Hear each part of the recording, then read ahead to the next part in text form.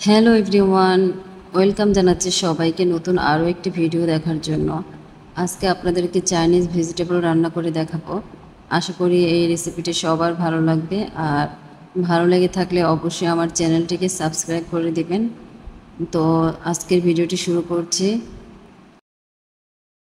তো ভেজিটেবল রান্না করার জন্য আমি এখানে মিক্সড ভেজিটেবল নিয়েছি, আর এদিকে চিকেনগুলো এভাবে লম্বা করে পাতলা স্লাইস করে কেটে নিয়েছি। এদিকে চুলায় একটা প্যান বসিয়ে তেল গরম হয়ে আসলে পেঁয়াজগুলো ভেজে নিচ্ছি। এরপর দিয়ে দিচ্ছি 1 চামচ আদা বাটা, 1 চামচ রসুন বাটা, দিয়ে দিচ্ছি হাফ চামচ জিরা বাটা, আর কষানোর জন্য এখানে পানি অ্যাড করে দিচ্ছি।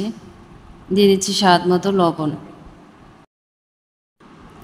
কষানো হয়ে গেলে এর মধ্যে চিকেনগুলো দিয়ে দিচ্ছি, আর মশলার সাথে এখন ভালো করে চিকেনগুলোকে ভেজে নিতে হবে, আর অবশ্যই চুলার আঁচটাকে একদম লো হিটে রাখতে হবে।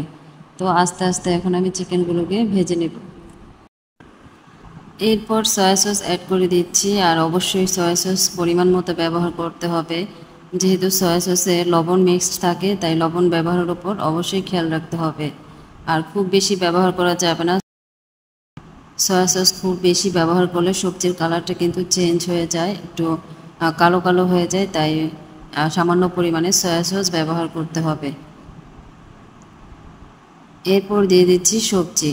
এবার সবজিগুলো মশলার সাথে ভালো করে এখন ভেজে নিতে হবে।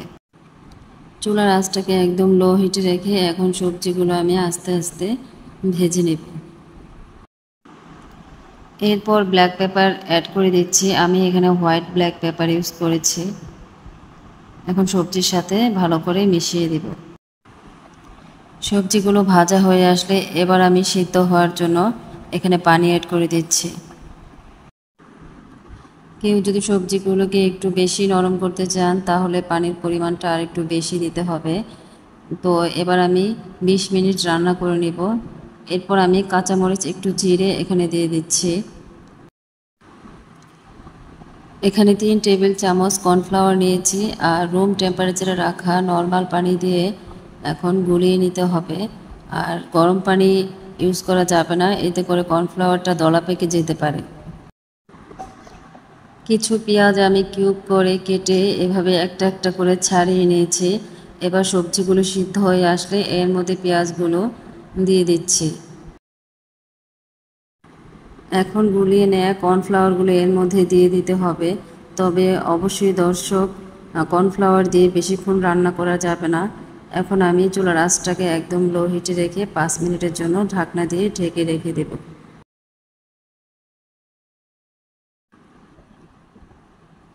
তো সবজিটা এখন সার্ভ করার জন্য পুরোপুরি রেডি। আর বাসায় খুব সহজেই এভাবে চাইনিজ ভেজিটেবল রান্না করে নেওয়া যায়। আর এখন রেস্টুরেন্ট বা বাইরের খাবার নয়, খুব সহজেই বাসায় এভাবে রান্না করে অতিথি আপ্যায়ন করা যায়। তো আজকের ভিডিওটি কেমন লাগলো অবশ্যই দর্শক কমেন্টস করে জানাবেন। আজকের মতো এ পর্যন্তই। সবাই ভালো থাকবেন। আসসালামু আলাইকুম।